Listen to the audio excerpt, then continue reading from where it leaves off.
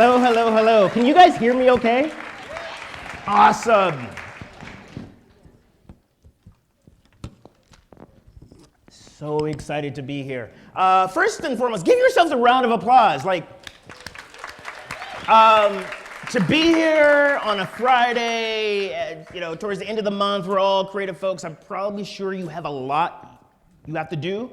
I just want to acknowledge all of you for just being here, because it takes a lot to take a moment away from what you're doing to come and share and collaborate, but I feel it's necessary, and I am super pumped, super excited, and hopefully I didn't drink too much coffee, to share just some really cool things, because this month's theme is game, and I love to play, and so I felt it was very fitting for me to come and talk and share some stories about my childhood and some of the awesome games that I love to play, and also how I've been able to work with, seems like hundreds of people, lots of companies all around the world, showing them how they can take games and play and help them be a little bit more creative, connect better. Show of hands, how many people would love to be more creative? If you would say, I would,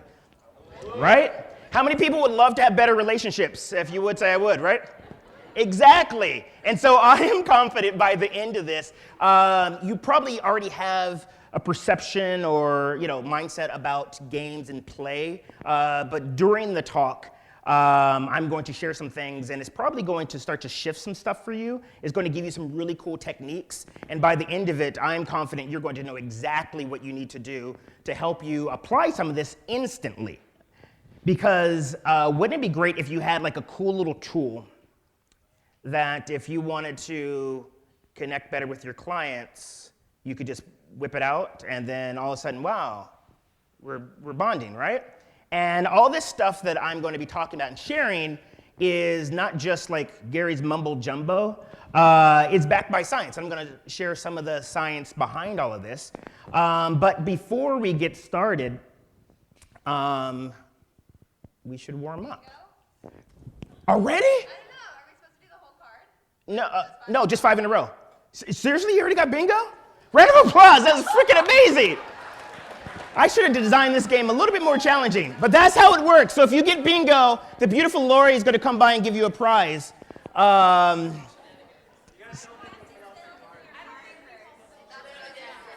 yeah, make sure you filled out your card. Put all those words in boxes, and then as I say them, cross them off, and once you get 5 in a row, that's how bingo works. It's all good. Don't worry about it. We're going to get started by doing a warm-up. So everyone stand up.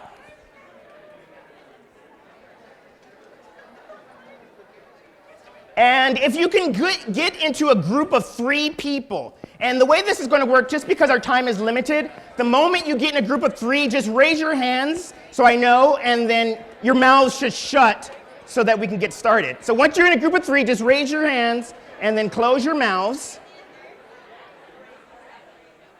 Just so I know you're in a group of 3. 4-sums are better than no-sums. It's all good. Cool. So what I need you to do now is introduce yourself to your cohorts. Give them a high five.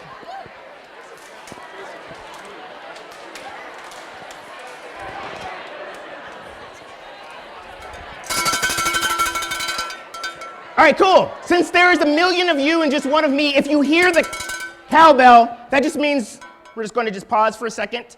So this game is a fun game that I love to play. It's called Alien, Tiger, and Cow. It's very similar to rock, paper, scissors. However, with rock, paper, scissors, it's all about being competitive, right? You're trying to beat the other person.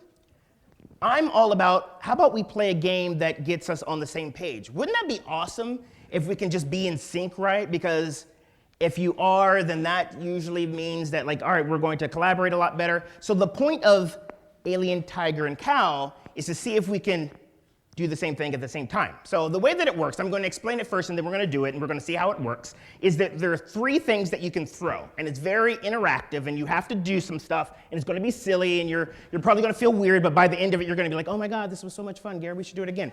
And you're happy to steal this, Bingo again. All right, we'll get you in a minute once we sit down. All right, so the first position, everyone, I'm going to do it once and then you're going to copy me, is an alien. And aliens have like little tentacles. And so alien is like this. Beep, beep, beep, beep. So everyone do it together. Beep, beep. All right, cool. That's alien. Awesome. You guys are doing amazing so far. The next one that you could throw is tiger. Tigers have claws, so you just go like this. Wow. So everyone do it together.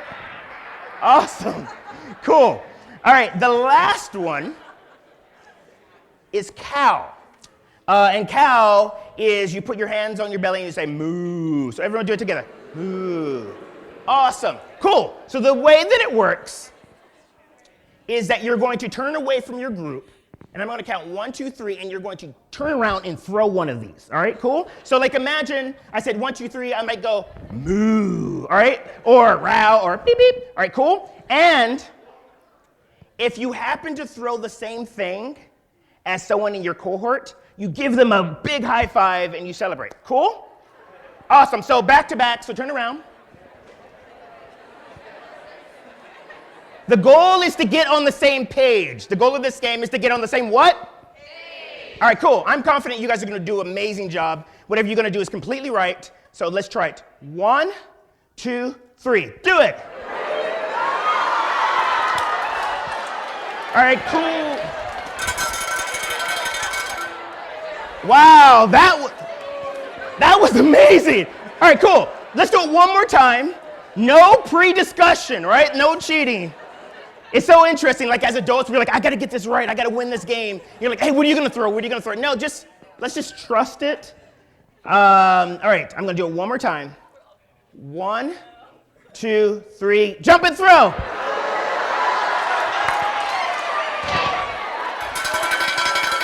Awesome! Everyone have a seat, feeling amazing. And we will keep going.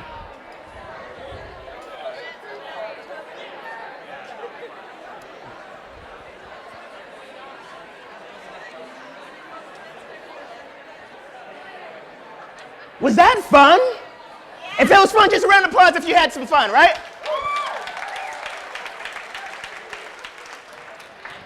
So that's a really cool game that I love to do before meetings, before interactions, just to get us loosened up, get us on the same page so that we can focus. And in a minute, I'm going to just start talking about my story and some really cool experiments that I've done. But you'll notice the more that we get in sync, the more that we start to like each other, because essentially what's happening is we're moving around. So we got dopamine flowing. Dopamine makes us feel awesome. We're laughing. Laughing actually helps us be more focused. We are high-fiving, so we're touching, and that actually produces oxytocin. Nope. Yep, oxytocin, correct, which helps us trust each other. And I have this belief, and I have a very strong belief that games have the potential to change the world. It has the potential to help us see things in a different perspective.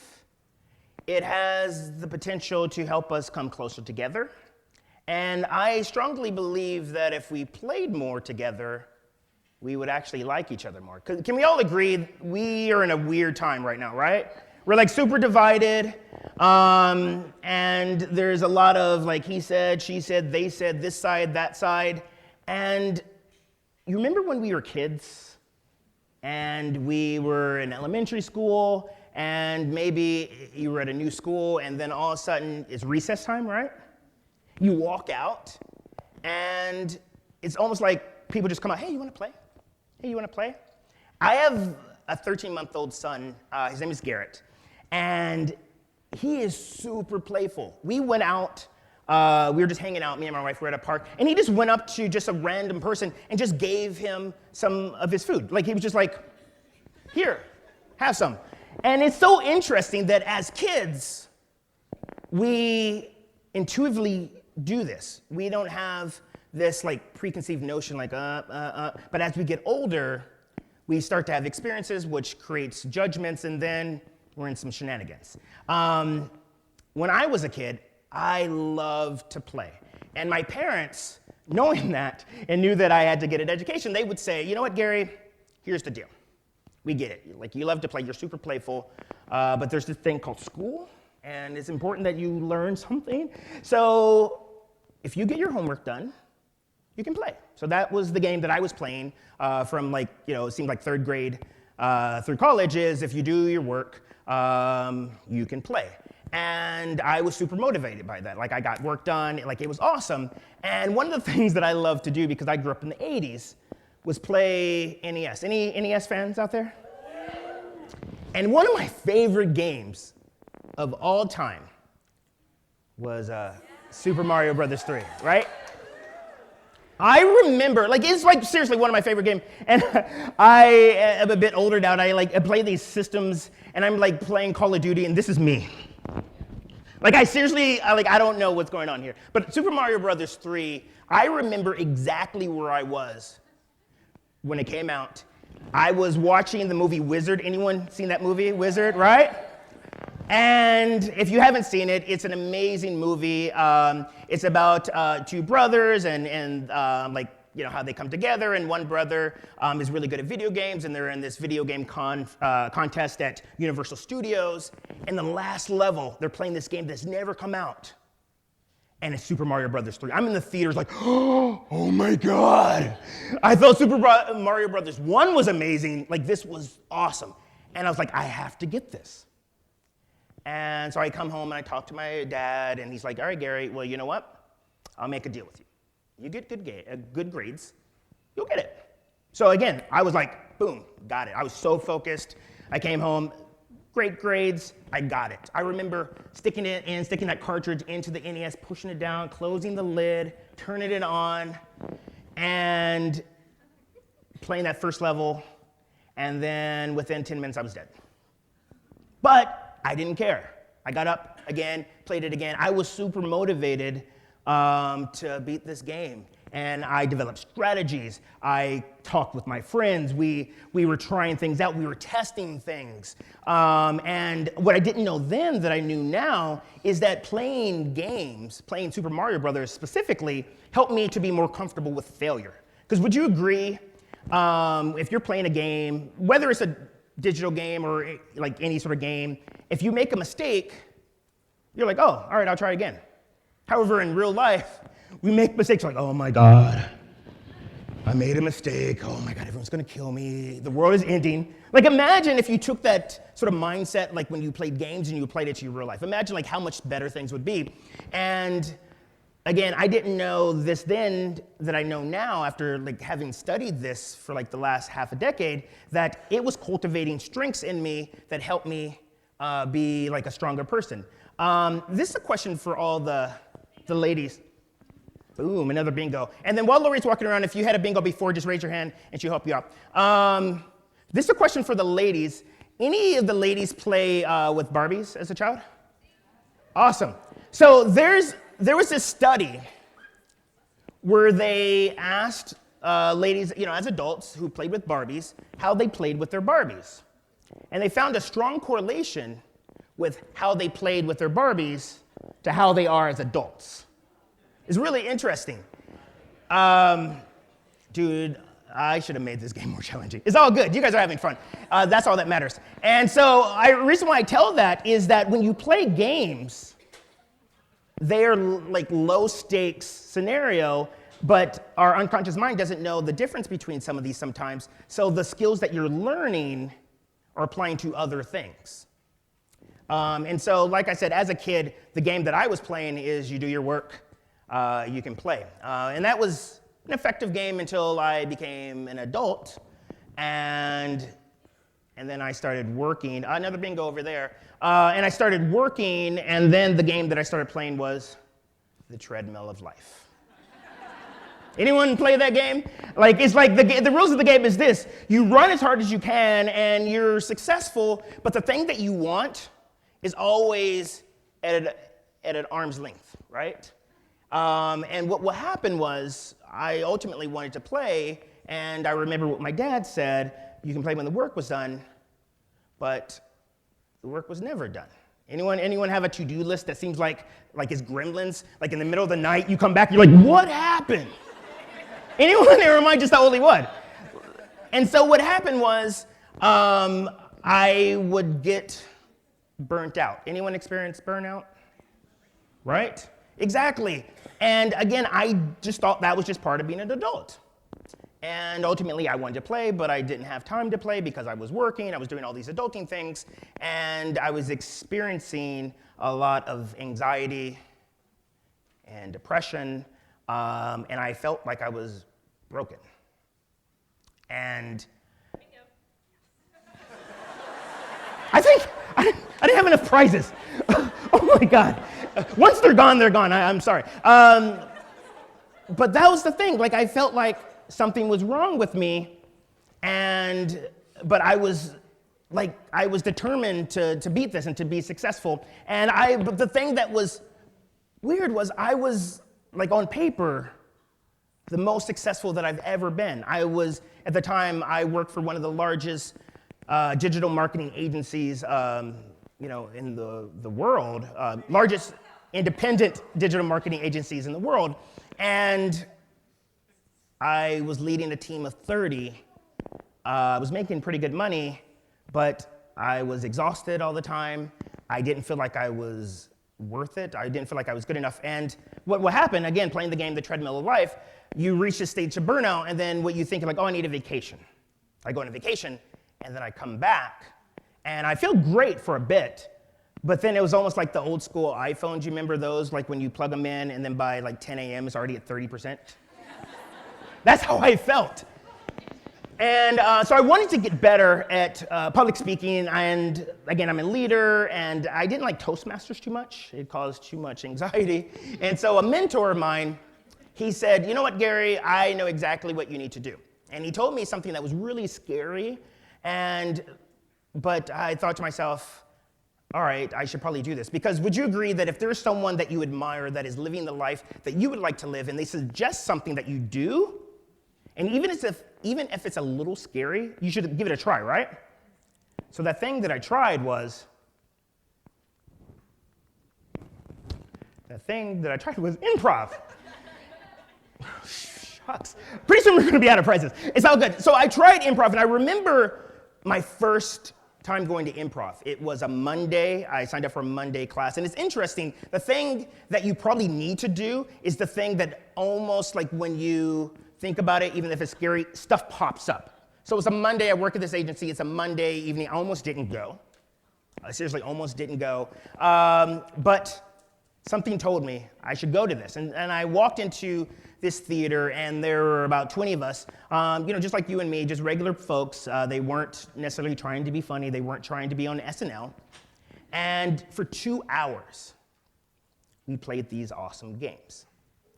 These games that reminded me of what it was like being a kid. And for 2 hours, I didn't think about my to-do list. I didn't think about that client that was nagging me before I left.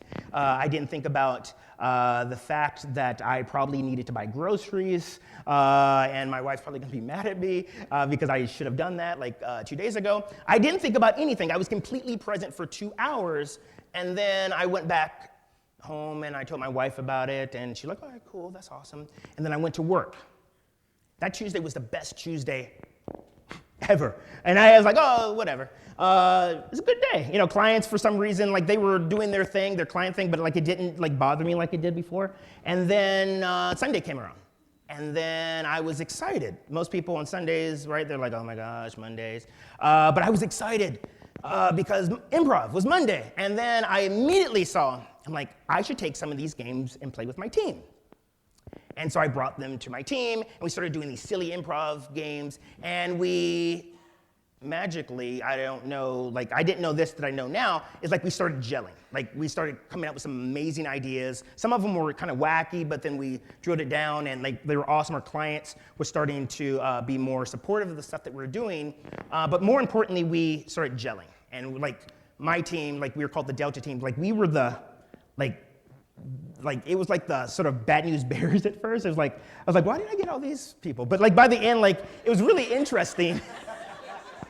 It was really interesting that we were like the highest performing team, and Google, they did a study about that. They wanted to know like what makes an amazing team, and it's Project Aristotle. You can Google it, and they found out that it wasn't like necessarily smarts. It wasn't necessarily like certificates.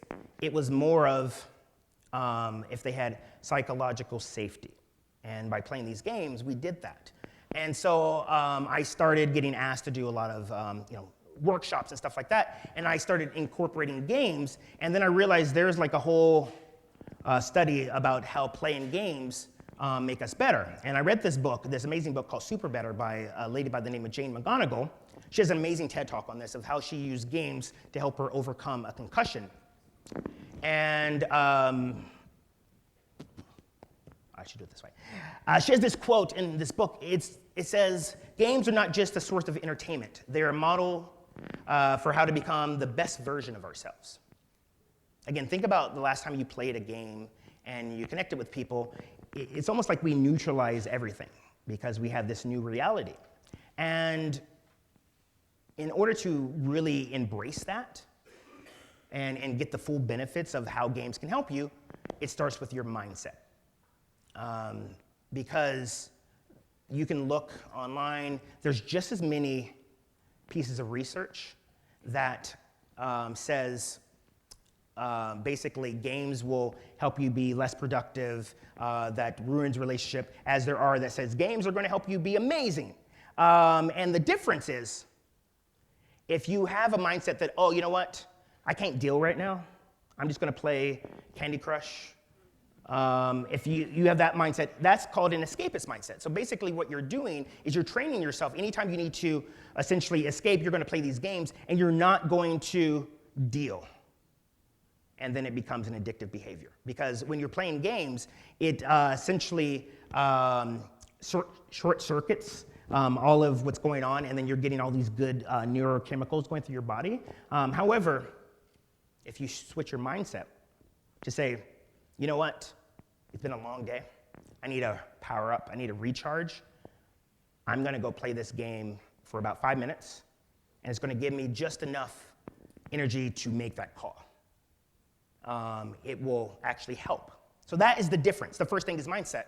And after starting to work with a lot of people, I started realizing play and games is like the condiment of our lives. Think about any time you are a little bit playful, you start to get more stuff done. But just like a condiment, you're not supposed to put too much. Or maybe you do, but it tends to ruin the thing. It's supposed to bring out the flavor in what you're doing. So just a little bit of play, just a little bit of games can really help. And a wise woman once said, in every job that must be done, there is an element of fun. You find the fun and snap, the job's a game. Yes. And so because of that, I have this philosophy that when I'm working with people that I like to call plus play. And because when we're playing games, we essentially come together on equal terms and equal footing.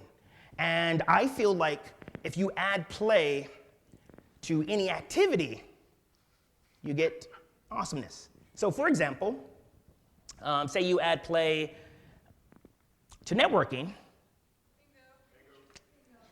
you get deeper relationships. I go to this conference called the World Domination Summit every year, and it's an amazing conference. If you haven't heard of it, you should definitely look it up. And I started doing these workshops because have you ever been to a conference where you're like, oh my gosh, I don't know anyone, oh my God, are they gonna like me? It's almost like you revert back to third grade, right? And I was like, you know what if I did an improv sort of connection sort of thing before the conference? I wonder what will happen. And essentially this is what happened.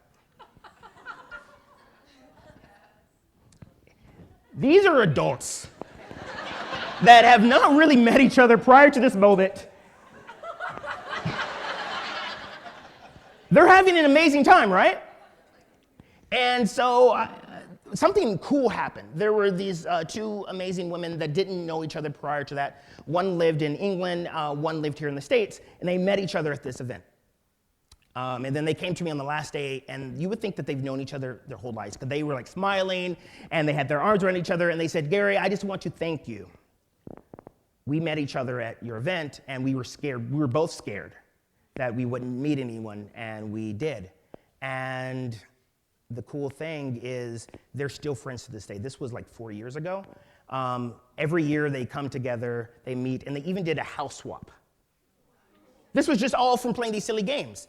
But the science is when you are playing games, especially in the same space, researchers call this neurological and physiological linkage. There's studies that show that even if you're competing against each other, your heart rate is syncing up. Like if they did brain scans, it will look identical. And what happens when you do this and you're playing these games, you actually, this is aligned with increased empathy. And it's been told that in the future, you'll feel most likely to help each other out. Isn't that awesome? And so the next thing, and a lot of you can probably use this, is if you have collaboration plus play, that equals innovation.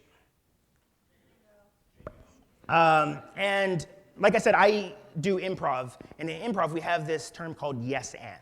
And what yes and is, it basically says, I accept what you're saying, and I'm going to help you build on it. Far too often in these sort of brainstorming, networking, sessions, people come with the mindset of, I have the best idea, I'm going to make sure my idea is seen. And we don't hear each other. But imagine if you played a game, and this is a really fun game that I like to play in brainstorming sessions that lays out the playing field, is that you write your idea on Post-its. Then now it's all anonymous. And then you put them up on a board, and then they have 3 votes, 3 dots, and you go put a dot for the best idea. And then you go from there, because I have this belief that an idea can come from anywhere. Like, think about the last time you came up with an amazing idea. You weren't trying to come up with the idea, right? You're probably in the shower, you're probably running, and again, you're probably playing. You're doing something that's very physical instead of, let me come up with this idea. I need to come up with this idea. Oh my God, I need to come up with this idea. Like, no. So I want to just invite you all, the next time that you're trying to brainstorm, this is what you can do is, start the process, maybe play a little game, but step away from it. You remember when we were in school, we went to recess?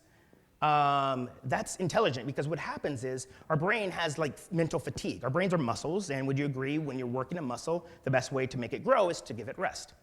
So you go to recess, and you're still in your head, you're working on it. You come back, you're immediately focused. So if you need like a little mental break,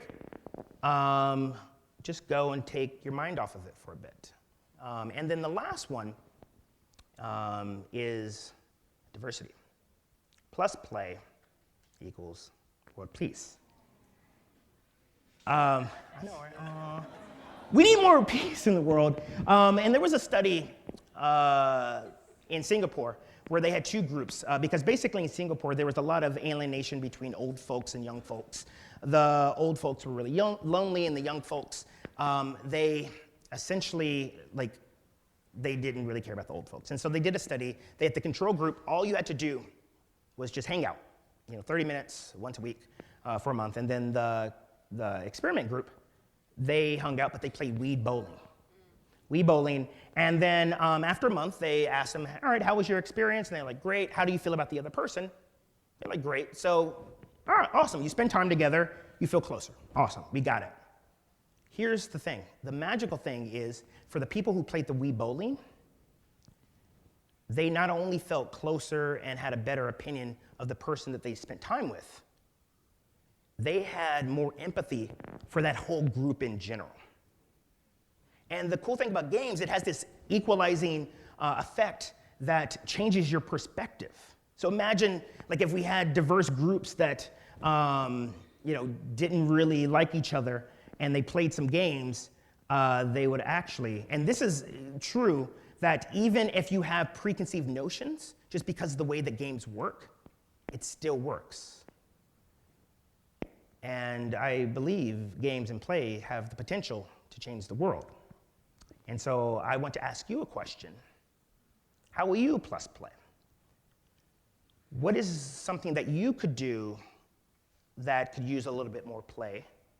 And I want to, take this time, just think about it. What is something that you need more play in? Maybe it's relationships, maybe it's your work. And don't just, think about it, because it's all about action. So I want to encourage you to maybe put something in your calendar, maybe turn and talk to a friend, tell them what you're going to do, because if you have an idea but you don't act upon it, that's just a dream. And imagine that you're playing a game, and you remember what it was like playing the games. Even if you sucked, you still went back. So imagine if you had that mindset. Imagine the possibilities there, and the person that you can become because of that. So I'm going to leave you with this quote from Dr. Stuart Brown. When enough people raise play and games to the status it deserves in our lives, we will find the world a better place. So thank you so much for having me.